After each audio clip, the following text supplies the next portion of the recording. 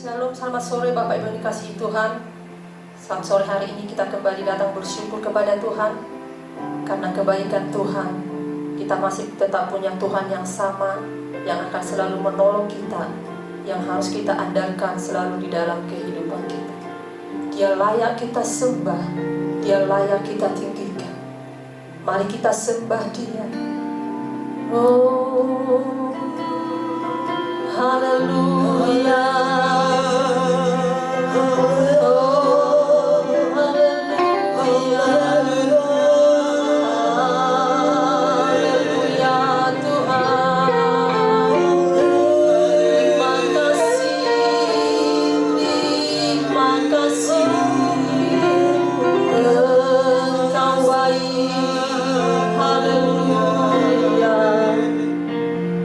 Terima kasih Tuhan. Terima kasih, kami sungguh bersyukur. Kami bangga memiliki Allah seperti Engkau, Allah yang selalu menyertai kami, Allah yang selalu memberkati kehidupan kami, Allah yang tidak pernah meninggalkan kami. Engkau layak kami agungkan dalam kehidupan kami. Engkaulah satu-satunya yang kami andalkan dalam hidup kami. Terima kasih Tuhan Yesus, terima kasih. Saat sore hari ini kami mau memuji meninggikan nama-Mu. Engkau urapi ibadah kami dari awal sampai akhir. Tuhan pimpin semuanya. Terima kasih Tuhan Yesus. Terima kasih, hanya di dalam nama Tuhan Yesus kami bersyukur dan berdoa. Haleluya. Kita angkat pujian, Engkau Tuhan yang setia.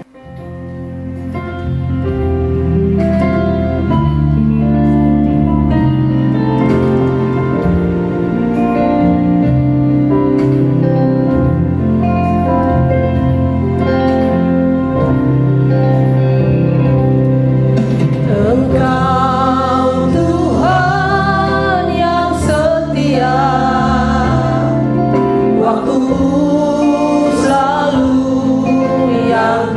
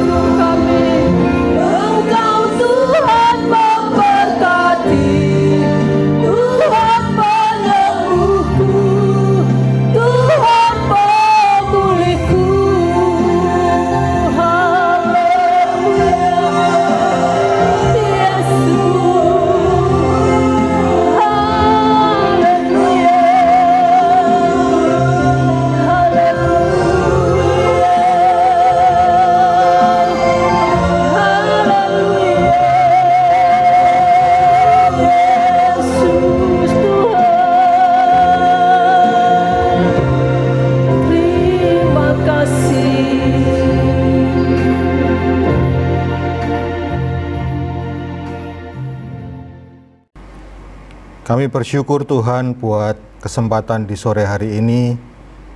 Kami masih boleh beribadah secara online, semuanya karena kasih karunia, karena anugerah Tuhan yang begitu besar di dalam kehidupan kami. Kami buka hati kami, mempersiapkan pikiran kami untuk diisi dan belajar dengan firman Tuhan. Hadirlah Tuhan, mengurapi, memberkati setiap kami, sehingga firman itu bukan hanya kami nikmati, bukan hanya kami dengar, tetapi boleh menumbuhkan iman percaya kami, sehingga kami semakin teguh dan kokoh di dalam Engkau. Terima kasih Tuhan, di dalam nama Tuhan Yesus, kami sambut firman-Mu. Haleluya, amin. Bapak, Ibu, dan Saudara yang terkasih, selamat sore, selamat berjumpa kembali. Senang sekali bisa bersama dengan Bapak, Ibu, dan Saudara sekalian. Walaupun secara online, tetapi semoga Bapak, Ibu bisa menikmati ibadah sore hari ini. Bapak, Ibu, dan Saudara, mari kita langsung saja membuka Alkitab kita. Kita akan sama-sama belajar dari Injil Yohanes, kisah yang begitu terkenal, yang sudah kita tahu sejak kita sekolah minggu, tetapi sore hari ini kita akan kembali mempelajari. Yohanes pasal yang ke-6, ayat yang ke-16 sampai dengan yang ke-21. Bapak Ibu, saya akan bacakan secara cepat saja. Di ayat yang ke-16 dikatakan demikian, dan ketika hari sudah mulai malam, murid-murid Yesus pergi ke danau, lalu naik ke perahu, dan menyeberang ke Kapernaum. Ketika hari sudah gelap, Yesus belum juga datang mendapatkan mereka. Sedang laut bergelora karena angin kencang. Sesudah mereka mendayung kira-kira 2-3 mil jauhnya, mereka melihat Yesus berjalan di atas air mendekati perahu itu. Maka ketakutanlah mereka. Tetapi ia berkata kepada mereka, "Aku ini, jangan takut." Mereka mau menaikkan dia ke dalam perahu, dan seketika juga perahu itu sampai ke pantai yang mereka tujui. Bapak, Ibu, dan Saudara sekalian, kalau misalkan saya ditanya, Pak, Injil apa yang paling disukai gitu ya, saya pasti akan menjawab Injil Yohanes. Kenapa demikian? Karena bagi saya Injil ini begitu menarik gitu ya. Kenapa menarik? Di salah satu buku yang saya baca, seorang penulis terkenal berkata begini, Bapak Ibu. Injil Yohanes itu dapat diibaratkan seperti sebuah kolam.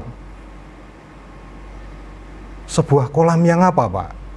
Sebuah kolam di mana seorang anak kecil bisa bermain-main di dalamnya. Bapak Ibu, kalau kita membayangkan berarti sebenarnya kolamnya pasti tidak dalam gitu ya. Karena seorang anak kecil bisa bermain-main di dalamnya. Tetapi kemudian penulis ini melanjutkan, memberikan koma. Tetapi di sisi lain, seekor gajah juga bisa berendam di dalamnya. Wah, menarik Bapak Ibu ya. Anak kecil bisa bermain tanpa tenggelam, tetapi di sisi lain, seekor gajah bisa berendam di dalamnya. Nah, sayangnya penulis ini tidak melanjutkan dengan apa sih yang dimaksud dengan perkataannya itu. Tetapi bagi saya pribadi begini Bapak Ibu, Injil Yohanes itu bisa berarti bahwa bagi orang-orang yang membaca, orang-orang yang awam, pasti ketika membaca dengan sungguh-sungguh, yang kehidupannya misalkan seperti anak kecil, kerohaniannya seperti anak kecil, kolam itu tetap bisa dipakai untuk tempat bermain. Injil itu akan memberikan sesuatu. Kenapa demikian? Karena di Injil Yohanes kita akan menemukan bahasa-bahasa yang sederhana, bisa langsung dimengerti. Misalkan kalau kita memperhatikan salah satu contohnya di dalam Yohanes pasal yang ke-20 ayat yang ke-30 sampai 31. Penulis Injil Yohanes langsung mengatakan maksudnya apa sih sebenarnya Injil ini ditulis. Nah, kita bisa langsung tahu bahwa ketika Injil ini ditulis, penulis memiliki maksud agar setiap orang percaya kepada Mesias, dan Mesias itu adalah anak Allah yang dapat menyelamatkan kita semua. Jadi bahasanya sederhana, mudah dimengerti gitu ya. Tetapi bagi orang-orang tertentu yang memiliki kerinduan terhadap firman Tuhan, maka Injil Yohanes itu bagikan kolam dan kita adalah gajahnya. Seekor gajah bisa berendam di dalamnya. Artinya Injil Yohanes itu juga memiliki kedalaman yang luar biasa. Orang yang berusaha mengenal Kristus secara pribadi, ketika membaca Injil ini mereka pasti akan terpuaskan ketika mereka meneliti Injil ini secara khusus. Bapak Ibu, ini Injil yang luar biasa bagi setiap kita yang mau mendalami, bagi setiap kita yang mau meneliti dengan baik. Nah, sore hari ini kita akan belajar sebuah catatan yang cukup indah dari penulis Injil Yohanes tentang sebuah kisah yang benar-benar terjadi, tentang Yesus yang berjalan di atas air. Bapak Ibu, saya langsung saja kita akan masuk kepada beberapa poin. Apa sih yang sebenarnya penulis Injil Yohanes ingin sampaikan kepada kita di balik kisah Yesus berjalan di atas air? Bapak Ibu, kalau kita membaca di ayat yang ke-17 sampai dengan yang ke-18, secara khusus di ayat yang ke-18, dikatakan di ayat yang ke-17, dan menyeberang ke Kapernaum. Ketika hari sudah gelap, Yesus belum juga datang mendapatkan mereka. Di ayat yang ke-18 dikatakan begini Bapak Ibu. Sedang laut bergelora karena angin kencang. Bapak Ibu, sebuah catatan yang menarik ketika kita membaca tentang kisah ini adalah kita semua pasti memahami bahwa murid-murid Yesus sebagian besar itu backgroundnya apa Bapak Ibu? Iya, betul. Backgroundnya adalah seorang nelayan. Jadi kalau mereka seorang nelayan, mereka tinggal di sekitar daerah pesisir pantai. Kira-kira Bapak Ibu, murid-murid ini bisa tahu enggak kondisi laut? Mereka bisa tahu enggak kira-kira apakah nanti akan terjadi badai atau tidak? Menurut saya secara pribadi gitu ya, pasti tahu. Tetapi kalau kita memperhatikan kisah yang kita baca pada sore hari ini, Bapak Ibu, kita bisa melihat di ayat yang ke-16 sampai dengan yang ke-17 itu sepertinya berjalan dengan lancar gitu ya. Ketika Yesus menyuruh mereka, kamu nyebrang ke Kapernaum gitu, tidak ada perkataan dari mereka, Tuhan ini kondisinya kayak gini loh, masa engkau akan menyuruh aku menyeberang gitu. Mereka taat Bapak Ibu. Tetapi kalau kita memperhatikan di ayat yang ke-18, ini tiba-tiba gitu. Yohanes mencatat sedang laut bergelora karena angin kencang. Jadi bagi saya secara pribadi sepertinya kisahnya gini Bapak Ibu. Tidak ada apa-apa, lalu kemudian di ayat yang ke-18 tiba-tiba ada angin kencang. Bapak Ibu, hal yang pertama yang dapat kita pelajari dari kisah Yesus berjalan di atas air yang ditulis oleh Yohanes adalah, menurut saya hidup yang kita jalani ini adalah sebuah hidup yang sifatnya unpredictable. Kita bisa berkata bahwa saya pakar ekonomi, kita bisa berkata saya pakar IT, kita bisa berkata bahwa kita ini pakar cuaca. Murid-murid pada waktu itu bisa berkata, aku loh Tuhan nelayan, dan aku bisa tahu kondisi. Ini gelap Tuhan, jangan engkau suruh aku menyeberang. Tetapi toh dalam kenyataannya di ayat yang ke-18, ini kondisi yang tiba-tiba Bapak Ibu. Hidup yang kita jalani itu adalah hidup yang sifatnya tidak dapat diprediksi.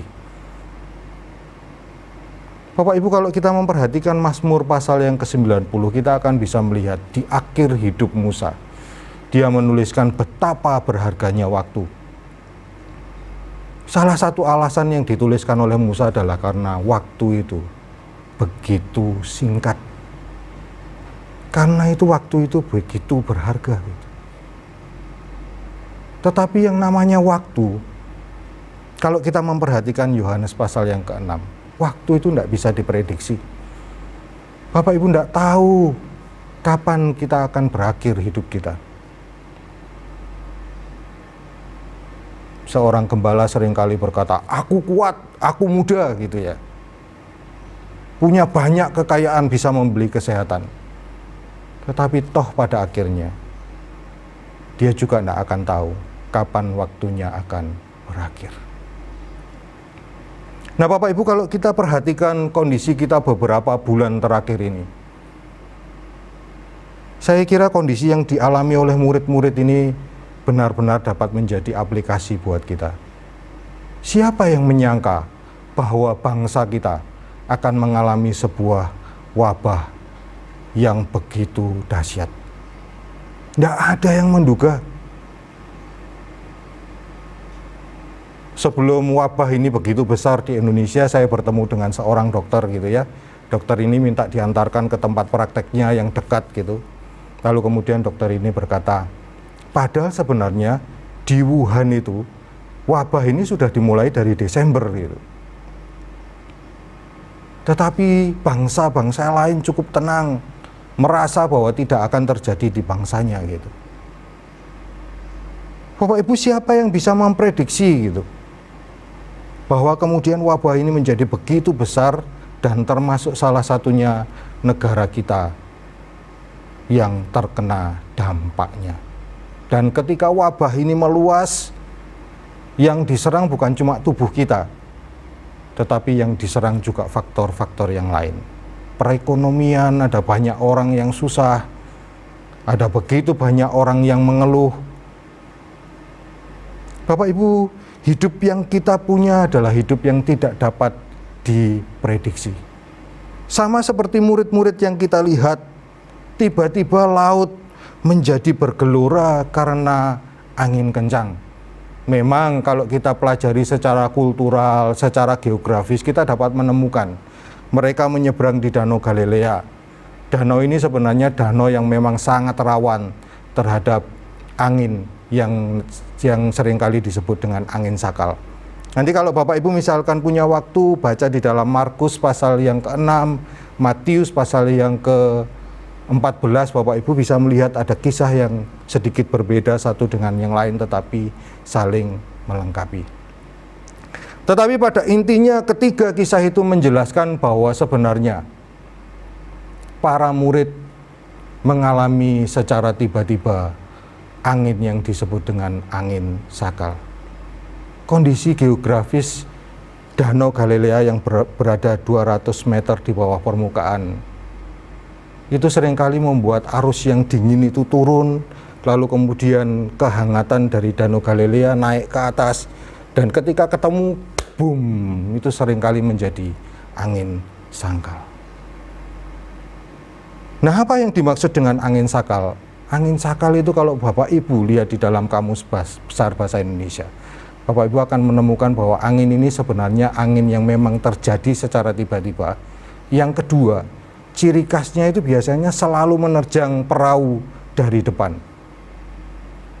Jadi kalau misalkan kita sedang mengarah ke arah sana, anginnya akan menerjang kita dari arah sebaliknya.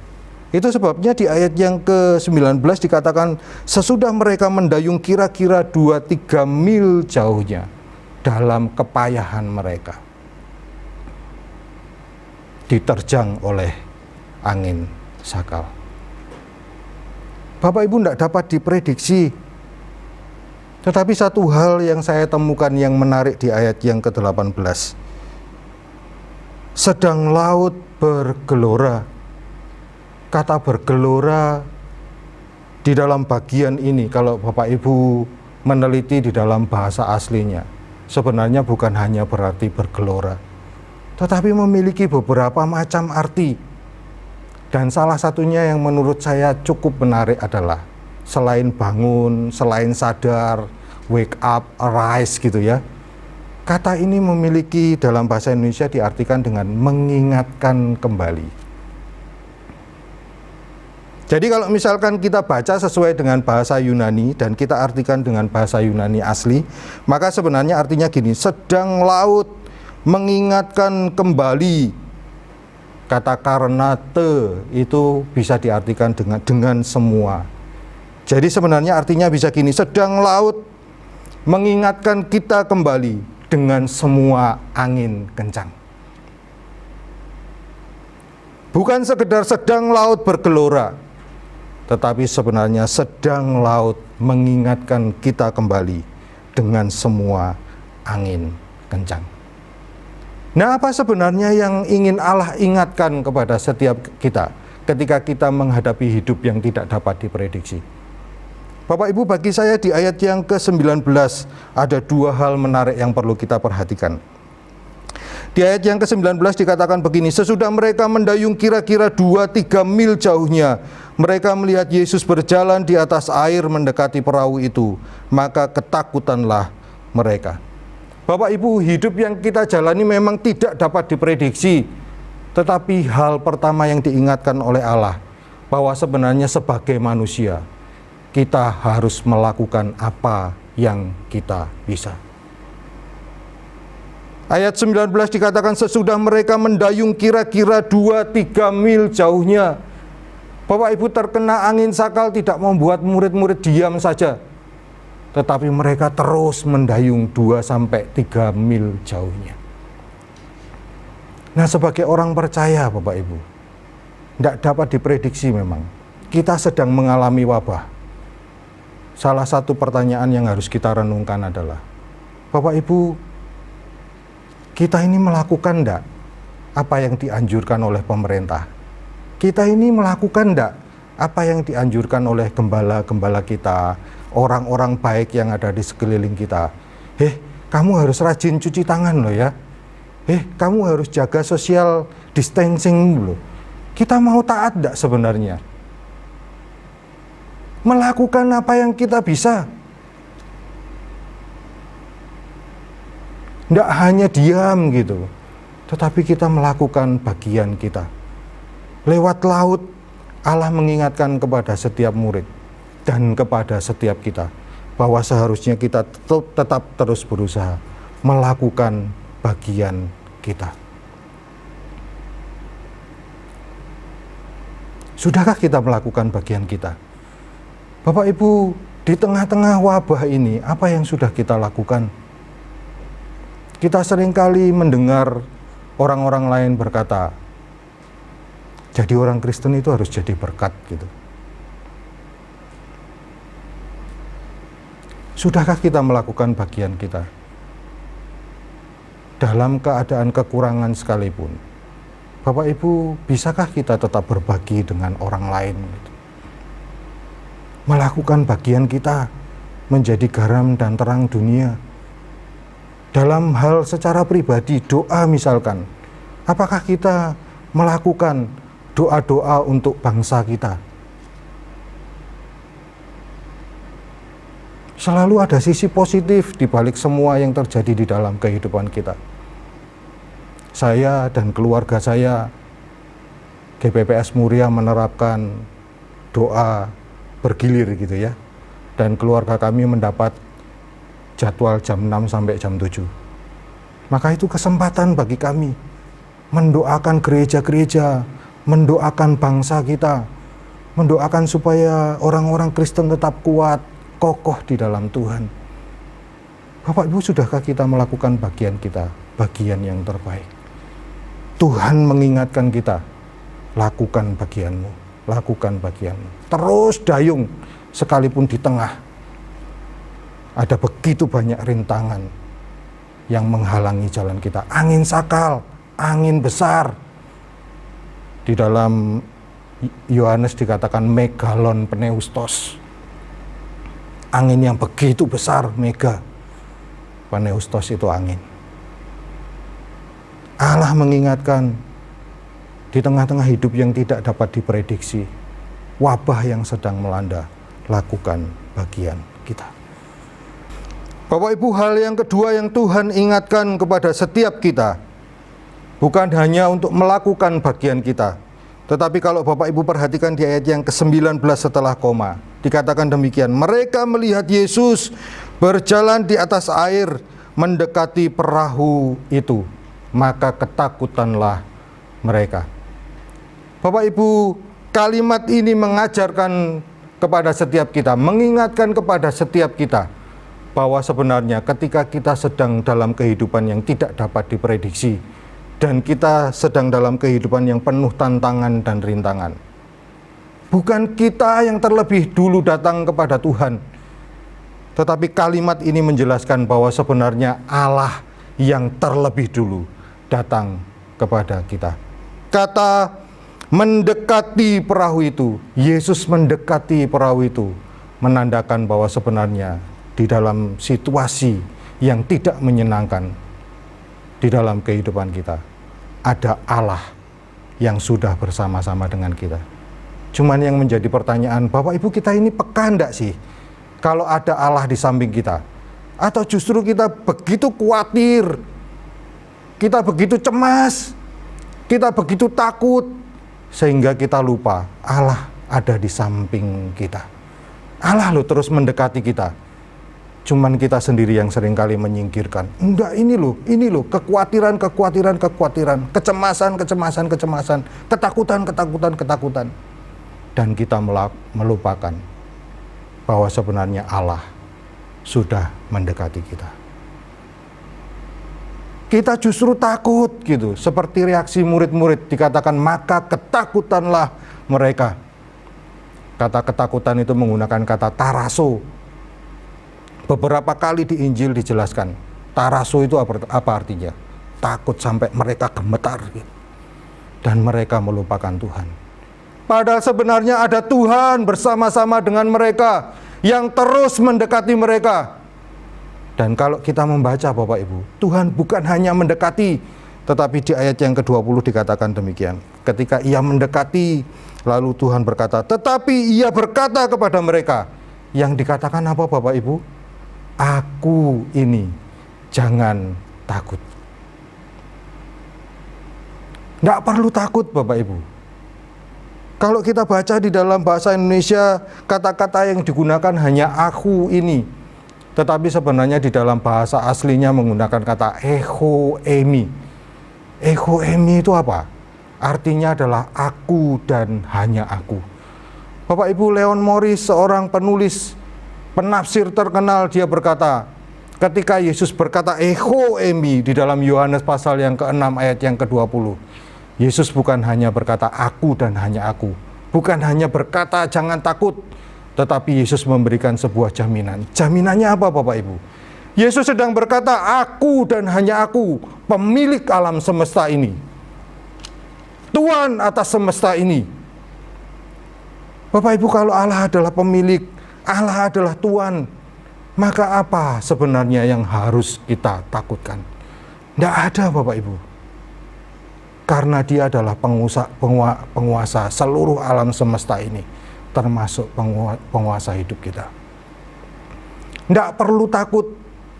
Matius menulis dengan kata tenanglah, bukan takut tetapi tenanglah. Kata tenanglah itu di dalam beberapa terjemahan lain dituliskan dengan bersukacita. Bapak Ibu, ini sinonim gitu ketika kita membaca beberapa bagian lain. 1 Petrus pasal pertama ayat 6 sampai 7, Yakobus pasal 2 ayat sampai yang ketiga. Yakobus pertama ayat 2 sampai yang ketiga. Ketika kita sedang dalam masalah, Allah justru berkata bersukacitalah, bergembiralah. Tenang Bapak Ibu, justru bersukacita. Kenapa? Karena ada sebuah maksud Allah di balik semua yang terjadi di dalam kehidupan kita. Beberapa waktu yang lalu hamba Tuhan di sini berkata Roma 8 ayat yang ke-28. Semuanya untuk kebaikan. Kebaikan siapa? Bukan kebaikannya Tuhan, tetapi kebaikan kita. Bapak Ibu, hari ini di tengah situasi-situasi yang menurut kita menakutkan, menimbulkan kecemasan, kegentaran di dalam kehidupan kita, di tengah kehidupan yang tidak dapat diprediksi, Allah lewat lautnya mengingatkan kepada setiap kita. Yang pertama, lakukan apa yang kita bisa. Berdoa bagi bangsa ini, melayani sesama yang lain, membagikan apa yang kita punya. Yang kedua, mari kita tetap menyadari bahwa Allah tidak pernah meninggalkan kita, tetapi justru Allah yang terus-menerus ada di dekat kita. Dan ketika kita menyadari Allah ada di dekat kita, maka seharusnya hidup kita penuh dengan ketenangan. Kenapa? Karena Ia berkata, "Aku dan hanya Aku, pemilik alam semesta ini." Adakah yang perlu kita khawatirkan ketika kita memiliki Kristus? Amin. Tuhan, kami bersyukur kepadamu bahwa Engkau adalah Allah yang peduli dengan kehidupan kami. Engkau tidak menginginkan bahwa kami terlena hanya dengan menerima berkat-berkat-Mu, tapi melalui peristiwa yang tidak terduga ini Tuhan, Engkau mau mengingatkan kami akan peran kami di dunia ini sebagai garam dan terang. Ampuni kami kalau kami selama ini telah terbuai dengan berkat-berkat-Mu sehingga kami tidak mempedulikan orang lain. Biarlah Tuhan, melalui wabah ini, Tuhan boleh mengingatkan kami kembali akan peran kami, sehingga kami Tuhan hidup tidak hanya bagi diri kami sendiri, tapi kami juga memikirkan orang lain, khususnya mereka yang sedang terdampak wabah COVID ini. Pakai kami Tuhan untuk menjadi alat-alat-Mu, pakai kami untuk menjadi perpanjangan tangan Tuhan. Terima kasih. Kami juga berdoa Tuhan buat pemerintahan bangsa kami yang terus berjuang untuk menangani wabah ini.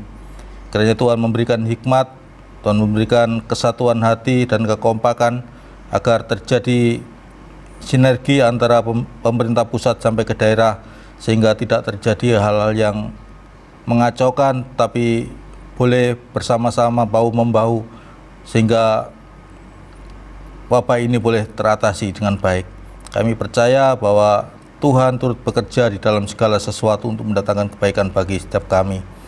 Pakai juga gereja-gereja-Mu Tuhan untuk menyalurkan berkat-berkat yang sudah mereka terima untuk membantu orang-orang yang terdampak. Seberapapun yang kami miliki, kami mau belajar untuk berbagi ya Bapa.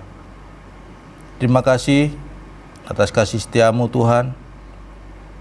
Dan sekarang kami akan berpisah mengakhiri ibadah online ini. Kiranya penyertaan Tuhan tetap menyertai kami. Mari kita arahkan hati kita dan terimalah berkat-Nya. Kiranya berkat dan perlindungan dari Allah Bapa, cinta kasih dan hikmat dari Tuhan Yesus Kristus, perlindungan, penyertaan dan damai sejahtera dari Allah Roh Kudus menyertai kehidupan kita mulai saat ini sampai selama-lamanya. Amin.